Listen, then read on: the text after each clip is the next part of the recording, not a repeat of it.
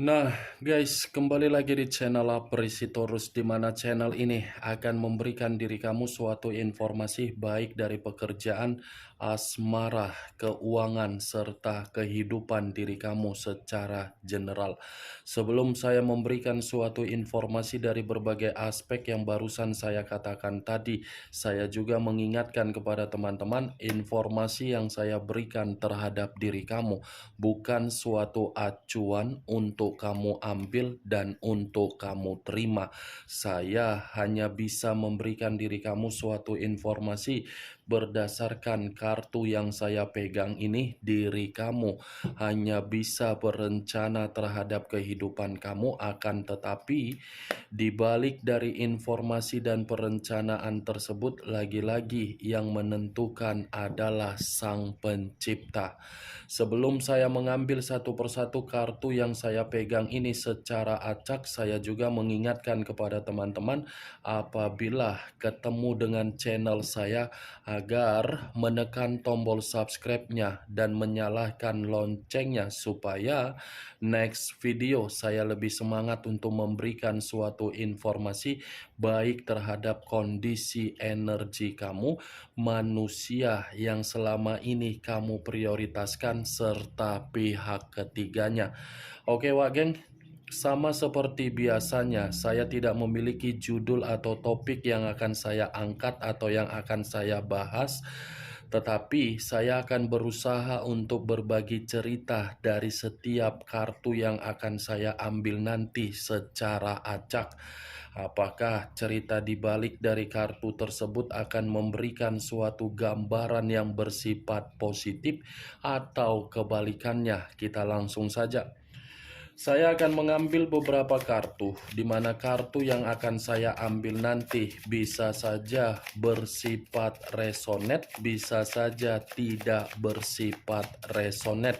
Semuanya saya kembalikan terhadap pola pemikiran kamu, semuanya saya kembalikan terhadap situasi energi yang kamu miliki untuk saat ini.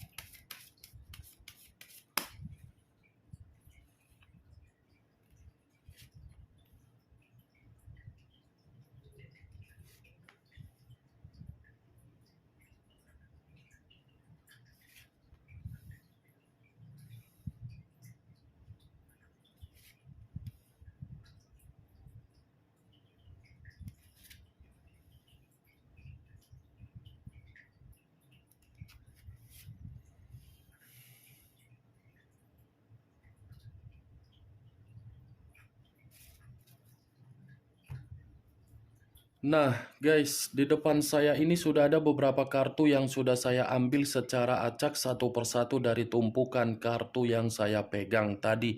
Apakah informasi atau cerita di balik dari kartu yang ada di depan saya ini akan memberikan suatu gambaran yang bersifat positif atau kebalikannya? Kita langsung terhadap kartu pertama. Muncul kartu ini.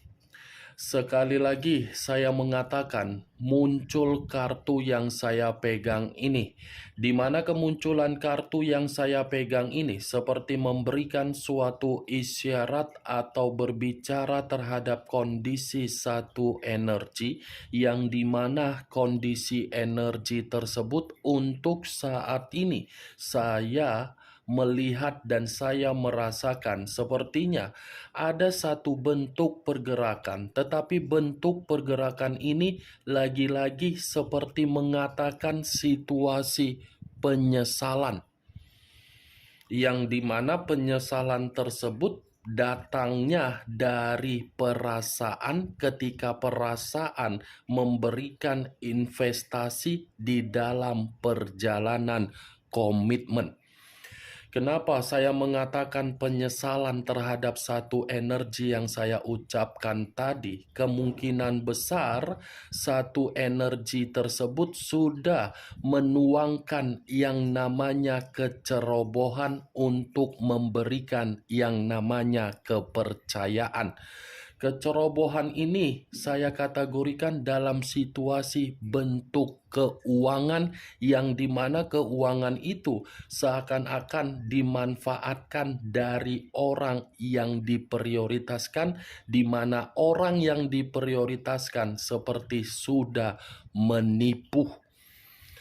Kalau kartu yang saya pegang ini saya lemparkan terhadap posisi energi yang dimiliki oleh pihak lain atau orang lain serta mengesampingkan satu energi yang saya katakan tadi, kemungkinan besar kartu ini seperti mengatakan secara karakter atau watak yang dimana karakter atau watak yang dimiliki oleh pihak lain saya kategorikan sebagai karakter parasit atau benaluh.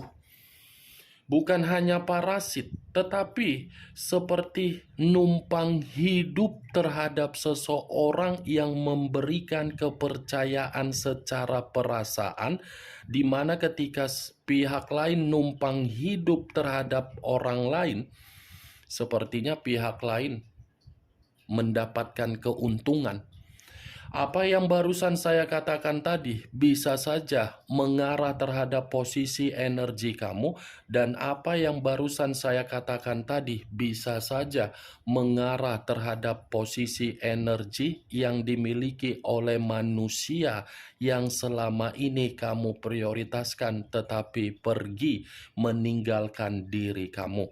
Akan tetapi, sebelum saya memberikan suatu informasi terhadap kemunculan kartu yang saya pegang ini, terlebih dahulu saya akan mengarah terhadap diri kamu sebelum saya mengarah terhadap manusia tersebut. Sebelum saya mengarah terhadap manusia itu, terlebih dahulu saya akan mengarah terhadap diri kamu.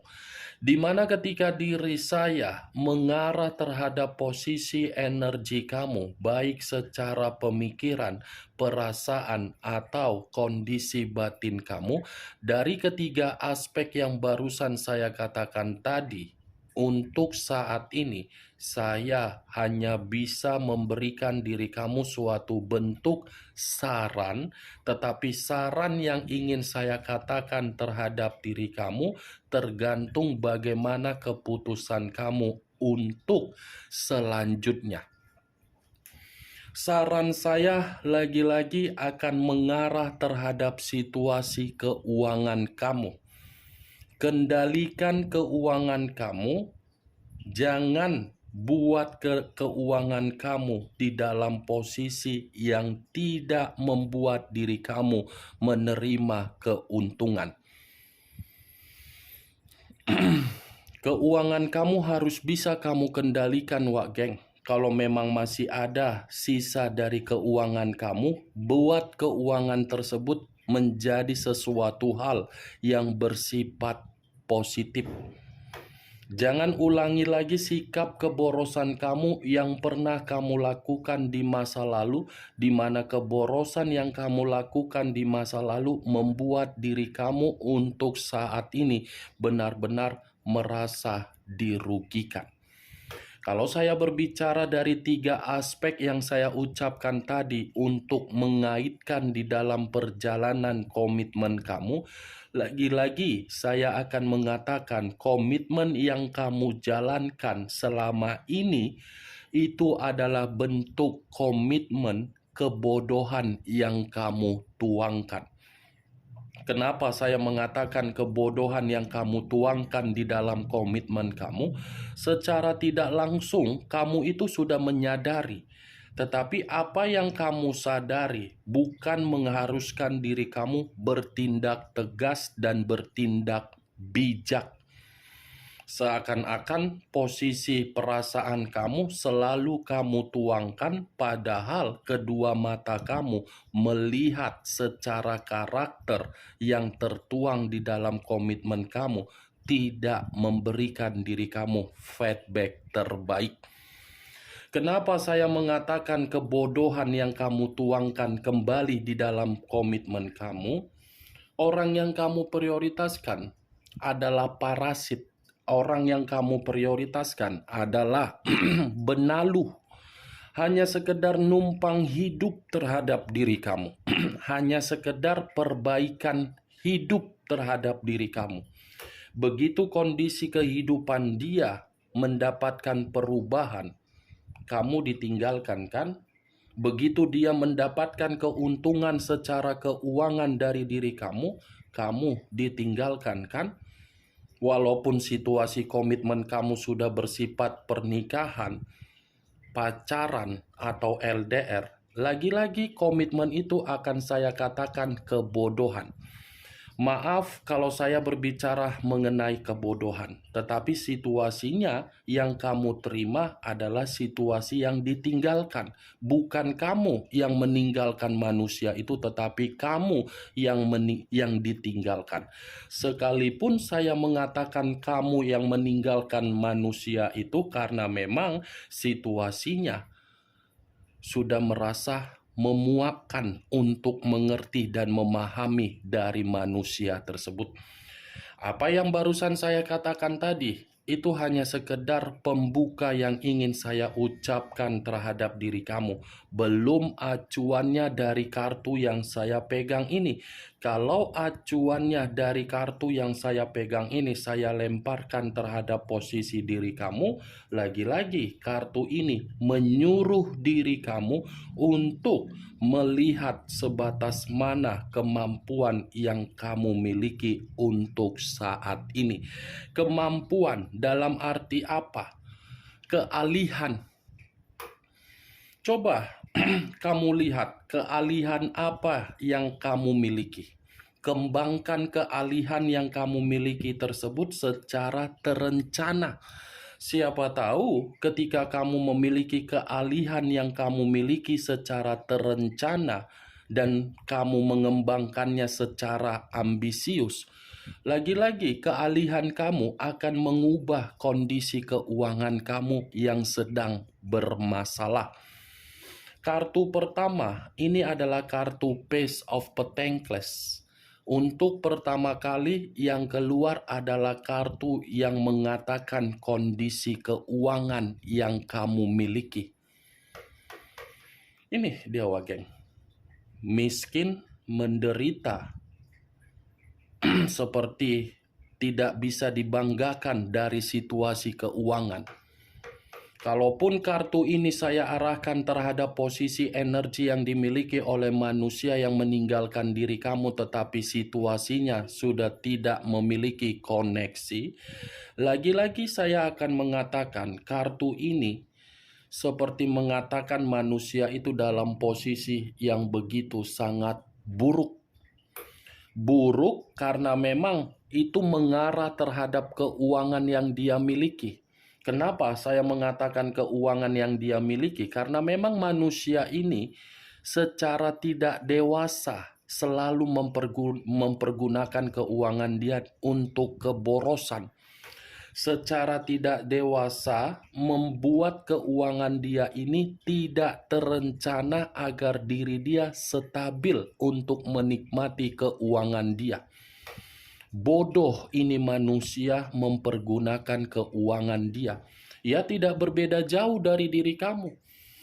Kamu bodoh karena memang kamu termakan ucapan yang diberikan oleh manusia tersebut, sehingga dia bisa memanfaatkan kamu. Dia bodoh karena memang dia sendiri yang tidak terencana untuk mempergunakan keuangan dia.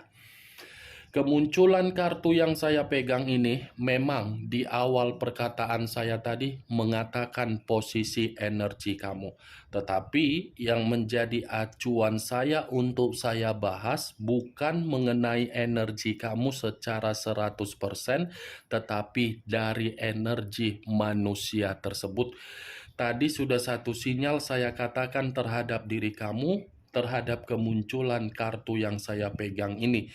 Apakah kartu yang belum saya bukakan ini akan mendukung kartu yang saya pegang ini atau bertolak belakang? Muncul kartu Page of Pentacles. Page of Pentacles.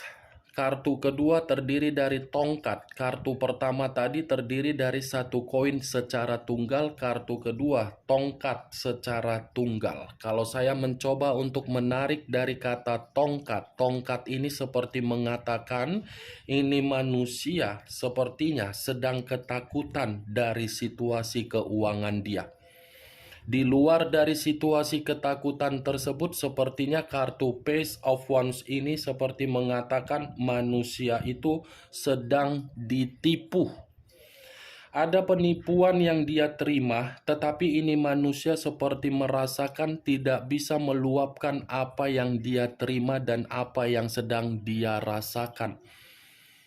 Karena memang kalau ini manusia meluapkan kondisi yang dia terima, itu semua dari kebebasan dia.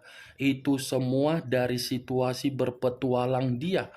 Dia yang melakukan kebebasan, tetapi kebebasan yang dia lakukan justru menempatkan kebodohan dia di dalam keuangan dia, sehingga keuangan dia tidak memiliki suatu kabar baik yang dia jalankan. Bukan hanya itu saja yang saya lihat, geng. Page of Wands ini pun sepertinya baru-baru ini manusia itu menerima kabar buruk, di mana kabar buruk itu seperti membuat diri dia penuh dengan rasa kegelisahan. Muncul kartu 8 tongkat.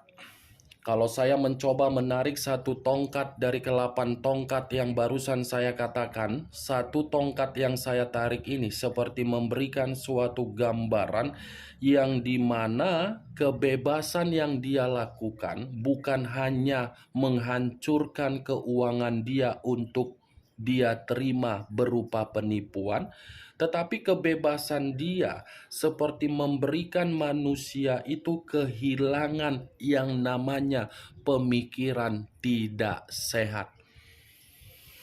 Bukan hanya itu saja, kebebasan yang dia nikmati tersebut seperti membuat diri dia ini hanya bisa mendapatkan kerugian, tetapi tidak bisa untuk meninggalkan kerugian tersebut. 8 tongkat. Lagi-lagi saya akan mengatakan kebebasan yang dia nikmati itu sudah membuat kehidupan dia mengambang. Tidak dikategorikan maju, tetapi dikategorikan mundur. Ketika mundur ke belakang, membuat manusia ini hanya bisa menyalahkan diri sendiri, terutama dari keuangan yang dia miliki. Muncul 5 pedang. Terdiri dari 5 pedang. Kalau saya mencoba untuk menarik satu pedang dari ke-5 pedang yang barusan saya katakan, lagi-lagi satu pedang yang saya katakan ini seperti memberikan suatu gambaran kondisi diri dia, kondisi yang penuh dengan kemalangan. Tetapi kemalangan ini lebih identik dan lebih mendominasi terhadap situasi keuangan. Kenapa lagi-lagi saya mengatakan keuangan? Karena kartu pertama berbicara mengenai materi yang dia pergunakan dengan pemikiran yang bodoh. Kebodohan dia membuat diri dia ini seperti stres, seperti menerima rintangan, seperti menerima depresi, dan seperti menganggap kebebasan dia sudah membuat kehidupan dia berada di dalam titik paling rendah. 5 pedang diperlakukan bukan sesuai dengan ekspektasi dia, tetapi diperlakukan secara kekerasan. Ini kondisi diri dia, geng. Di luar dari keuangan yang saya katakan, ini benar-benar lagi penuh dengan resiko. Resiko, kemalangan, stres, dan hancur. Muncul kartu Eight of Cups. Terdiri dari 8 cawan. Kalau saya mencoba untuk menarik satu cawan dari ke-8 cawan yang barusan saya katakan, satu cawan yang saya tarik ini seperti memberikan suatu gambaran yang dimana posisi manusia itu seperti posisi yang mengatakan ada luka, tetapi luka ini karena memang kebodohan dia sendiri. Luka ini karena memang dia yang meninggalkan diri kamu. Luka ini karena memang dia yang memisahkan diri terhadap diri kamu. Ada tingkat kedepresian yang tertuang di dalam kartu 8 cawan ini, yang dimana tingkat kedepresian itu lagi-lagi dia mencari penyembuhan, tetapi penyembuhan adanya di dalam diri kamu. Ini manusia benar-benar lagi situasi yang hancur. Ini yang saya lihat dari kelima kartu yang saya pegang ini, Wak Geng. Bagaimana, Wak Geng, dari apa yang saya katakan tadi, bisa kamu terima secara logika kamu? Secara logika ya, jangan perasaan. Karena kalau perasaan, mungkin perasaan kamu ini sudah bersifat mati rasa. Ya kalau menurut diri kamu secara logika bisa kamu angkat, ya silakan angkat. Tetapi kalau menurut diri kamu tidak bisa kamu angkat secara logika, ya tidak usah kamu angkat. Anggap saja apa yang saya katakan tadi hanya sekedar gibahan yang tidak berfaedah, gibahan yang tidak berkualitas. Setidaknya kamu mengetahui isi dari kelima kartu yang saya pegang ini apa isinya. Dan saya pun tidak memberikan diri kamu suatu bentuk sugesti agar sugesti tersebut bermain di dalam pemikiran kamu. Semua tergantung bagaimana pola pemikiran kamu untuk menyikapi dan menanggapi ucapan yang saya katakan tadi. Muncul kartu Three of Swords terdiri dari 3 pedang. Kalau saya mencoba untuk menarik satu pedang dari ketiga pedang yang barusan saya katakan, satu pedang yang saya tarik ini seperti menggambarkan situasi dia, benar-benar situasi yang sedang berduka.